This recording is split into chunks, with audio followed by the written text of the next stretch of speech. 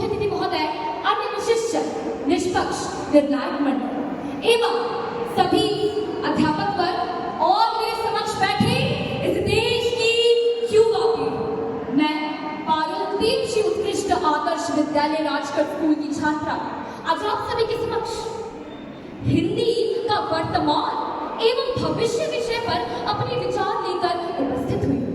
महोदय, सबसे पहले मैं आप सभी को हिंदी की वर्तमान स्थिति से अवगत कराना चाहूंगी। आज हिंदी न केवल एक भाषा है, अपितु ये संस्कार है, ये संस्कृति है, ये ज्ञान है।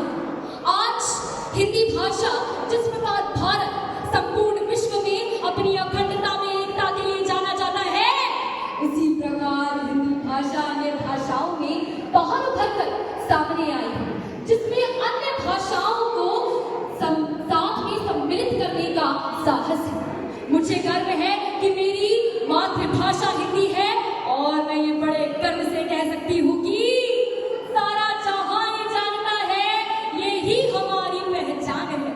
कि सारा जहां ये जानता है, यही हमारी पहचान है। संस्कृत से है संस्कृति हमारी, हिंदी से हिंदुस्तान है, अरे हिंदी से हिंदुस्तान है।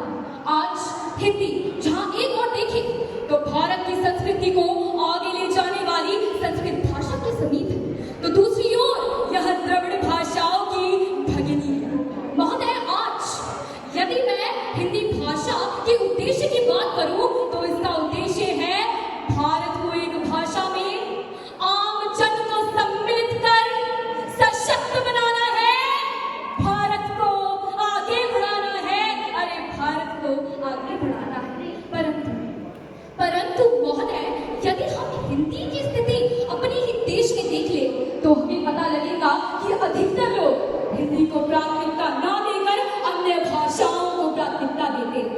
साथ ही महोदय, हमारे बीच ही ऐसे लोग रहते हैं जो ये बताने में भी कतराते हैं कि जनाब हमें अंग्रेजी नहीं हिंदी आती। आज अगर हम दक्षिण भारत की बात करें तो बेंगलोर के स्टेशनों पर हिंदी लिखने में भी विरोध है। साथ ही उत्तर पश्चिमी उत्तर पूर्वी भारत में हिंदी भाषियों पर हमला किया जाता है। क्या ये सही है?